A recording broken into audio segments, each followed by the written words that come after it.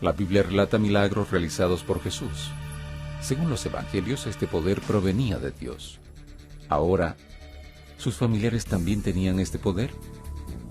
¿Qué divinidad ellos poseían?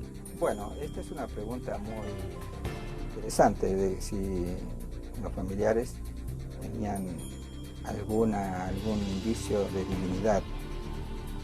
Posiblemente haya personas, quizá en el mundo cristiano, que considere que María, a lo mejor la Virgen María, tenía alguna característica divina, o por lo menos se la mira en un rango superior a la humanidad. Pero en la Biblia no hay ninguna referencia tal cosa, es decir, no hay ninguna evidencia de que fuera de Jesús alguien fuese divino de la familia. Es más, no era necesario que fuese divino, sino que en realidad lo que era necesario era que fuese perfectamente y absolutamente humano, porque Jesús se iba a encarnar. Él iba a tomar la naturaleza humana para salvar al mundo, para salvar a la humanidad. Entonces él no necesitaba padres terrenales divinos, sino humanos. En la Biblia jamás dice de que María hiciera milagros o de que hubiera ascendido al cielo. En la Biblia jamás dice de que los hermanos de Jesús hubieran poseído características divinas o que tuvieran la posibilidad de salvar a los seres humanos. Entonces esto lo hace a Jesús aún más vivo y más atrayente para mí, porque Jesús se muestra como el único intermediario entre Dios y los hombres, porque no hay otro Dios, no hay otros dioses. La Biblia habla de no hacerse imágenes, habla de no creer en otras divinidades. Y solamente presenta al Padre, al Hijo y al Espíritu Santo, como un solo Dios, actuando las tres personas para salvar a la humanidad, para crear a la humanidad, para amar a la humanidad, para traer bendición a la humanidad, para responder las oraciones de la humanidad. A diferencia de otros maestros en otras culturas, donde se le adscribía divinidad a toda la familia, nosotros no vemos en los relatos de Jesús que se hable de divinidad de sus hermanos, o de su padre, o de su madre. Cuando vemos los elementos que lo atan a Dios, a Yahvé, a Jehová, son elementos de Él mismo. Él habla de su unión con el Padre.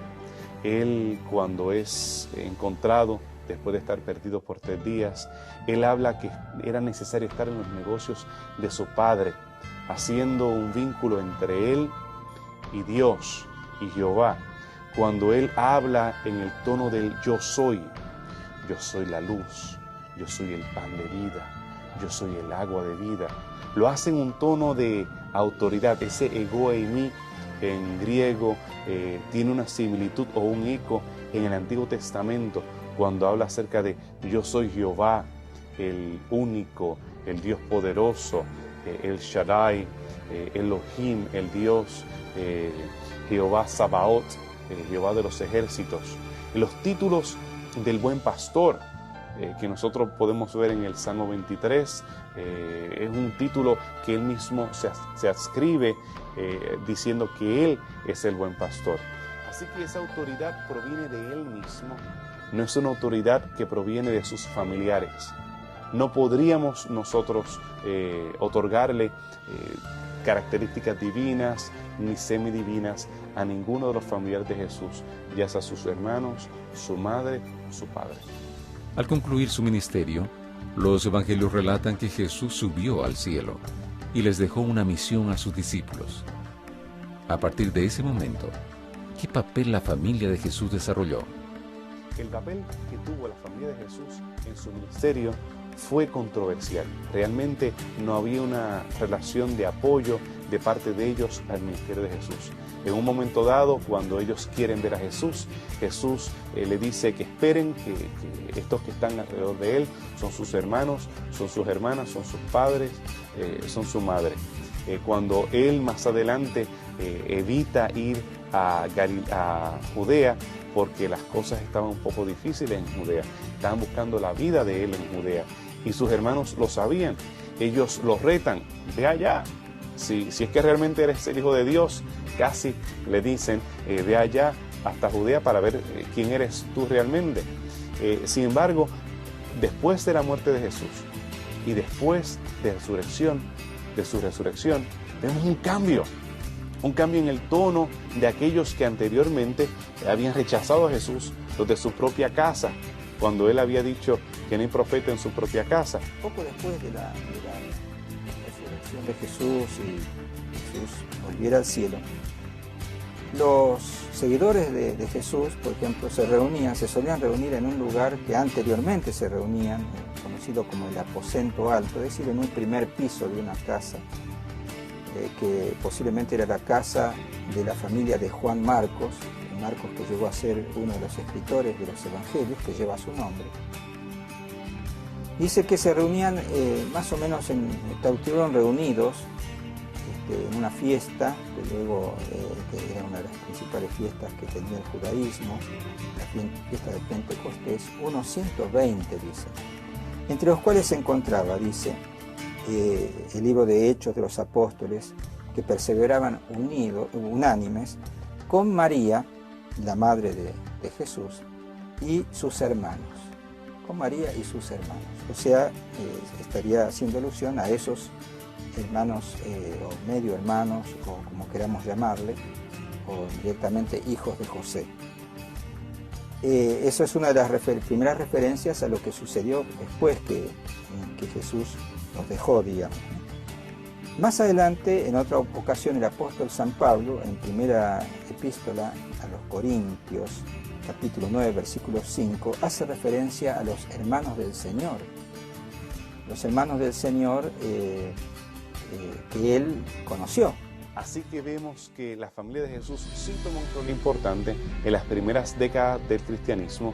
No María, sino Jacobo, que más adelante escribe una carta, la carta de Jacobo, la carta de Santiago, probablemente el hermano de Jesús. Santiago llegó a ser uno de los líderes de la iglesia en Jerusalén. Llegó a ser anciano de iglesia en Jerusalén. Uno de los referentes de los seguidores de Cristo. Y luego, otro personaje que es mencionado es Judas, como uno de los hermanos de Jesús.